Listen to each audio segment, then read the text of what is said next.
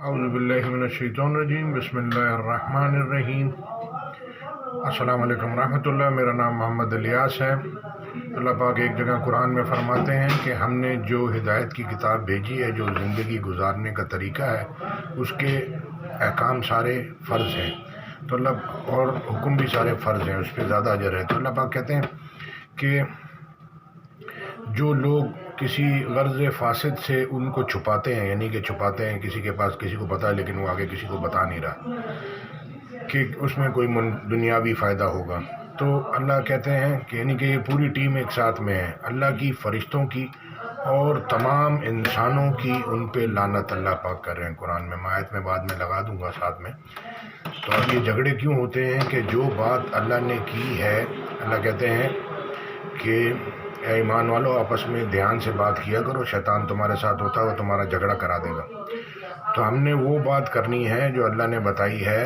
اگر آپ وہ بات نہیں کریں گے، دوسرا اور رانگ سائڈ کی بات کرے گا، آپ اور رانگ سائڈ سے لائنوں سے باہر بات کریں گے تو جھگڑا ہو جائے گا۔ تو کام جو ہے وہ پاکستان کا کچرا پڑا ہوا ہے، گٹر صحیح نہیں ہو رہا ہے، پانی صحیح نہیں ہو رہا، گیس نہیں ہے، بجلی نہیں ہے، ریٹ بڑھتے جا رہے ہیں، تو وہ کام وہیں کا وہیں پڑا رہے گا، مہنگائی بڑھتی جائے گی، کام کرنے والا کوئی ہوگا نہیں، سارے بحثیں مباحثیں اور تقریریں کرنے والے ہوں گے کہ میں صحیح ہوں، دوسرا غلط ہے۔ تو سارے انسان ہیں، سارے فرشتے نہیں ہیں، سب سے غلطی ہو سکتی ہے۔ تو ہدایت کی کتاب جو اللہ نے اتاری ہے اس کو پاکستان کو فالو کرنا چاہیے، سب کو، خالی ایک پارٹی کو نہیں، ساری پارٹیوں کو، سارے قوم کو اس کو پڑھنا ہے، سمجھنا ہے، اس پہ عمل کرنا ہے۔ آیت سنتے ہیں سورہ بقرہ کی 204 نمبر کی ہے، جو گھروں میں جھگڑا ہے، جو باہر جھگڑا ہے، راستوں میں جھگڑا ہے، اس کی وجہ کیا ہے؟ وہ یہی ہے۔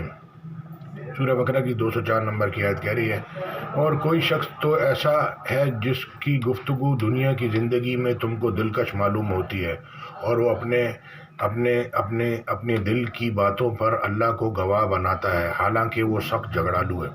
تو یہ طبیعتوں میں جھگڑا ہوتا ہے، شیطان اس کو وسوسے ڈالتا ہے کہ وہ پھر جھگڑا کرتا ہے۔ اگر وہ اللہ کی بات سن لے گا تو پھر یہ جھگڑے سے بچ جائے گا۔ جھگڑے میں ہوتا کیا ہے؟ ٹائم ضائع ہوتا ہے، کسی کا بھی کام نہیں ہوتا۔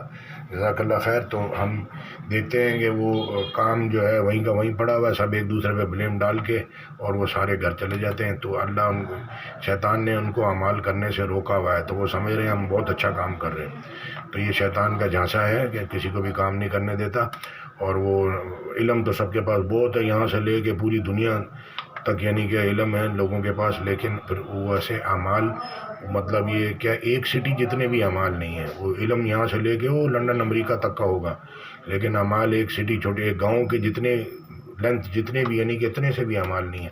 صبح ہوتی ہے، شام ہوتی ہے، 4 نمازیں، اور کیا ہے؟ کچھ بھی نہیں ہے۔ جزاک اللہ خیر۔ السلام علیکم ورحمۃ اللہ۔ آیت میں ساتھ میں اٹیچ کر دوں۔